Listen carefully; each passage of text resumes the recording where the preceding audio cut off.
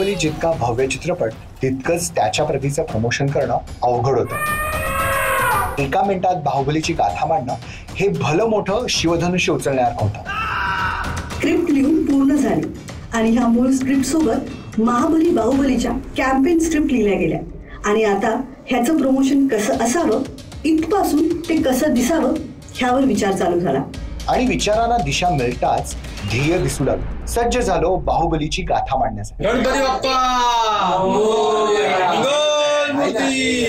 महेशमती, तू सुटकेचा निश्वास सोड, बाहुबली परत आलाय। 10 दिवसात प्रोमो ऑन एअर जायला हवा हे लक्ष्य प्रत्येकाने समोर ठेवलं आणि कामाची विभागणी केली।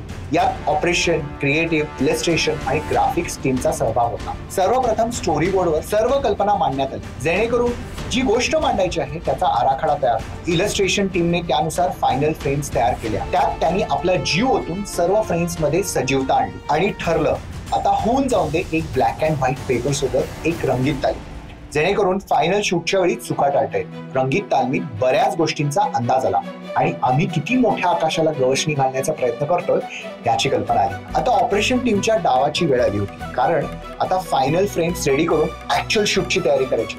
आमच्या ऑपरेशन टीमनेही फायनल कलर प्रिंट्स ठरल्याप्रमाणे आमच्या हाती दिल्या आणि आम्ही शंखनाद केला आमच्या शूटच्या प्रवासाचा।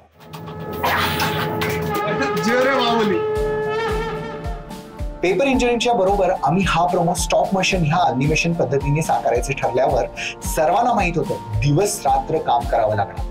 मग काय, बजेट आणि वेळेची सांगड घालण्यासाठी लावलं आमचं जुगाडू डोकं। जिकडे होईल तिकडे पैसे वाचवले। शूट सुद्धा फोनने करायचं ठरवलं। लाईट रिफ्लेक्शन कंट्रोल करण्यासाठी आणलेल्या पेपरांचा वापर केला। कॅमेरा ट्रॅक किंवा ट्रॉली साठी पुरेसे बजेट नसल्याने ती सुद्धा जुगाडू डोकं वापरून तयार केली।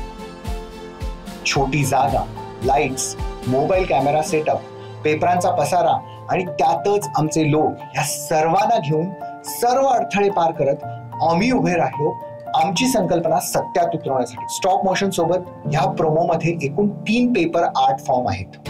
फिलिंग आर्ट फॉर्म, या आर्ट फॉर्म मध्ये कागदाच्या बारीक पट्ट्यांना गुंडाळून त्यांना एक विशिष्ट प्रकारचा आकार दिला होतो। त्या आकाराचा वापर करून कलाकृती तयार करण्यात येते। या प्रोमोत एका झाडाची रचना या आर्ट फॉर्मने केली आहे।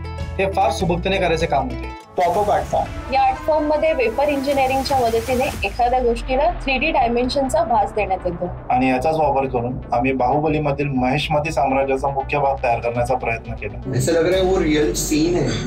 तो जेव्हा आमच्या हातून घडला तेव्हा वाटलं की जे घडवायचं आहे ते साकारते।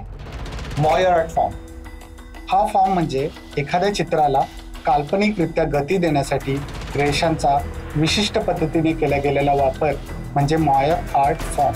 ह्याच पद्धतीचा वापर करून आम्ही घोड्यावर बसलेल्या आमच्या बाहुबलीला धावण्यासाठी सज्ज केले।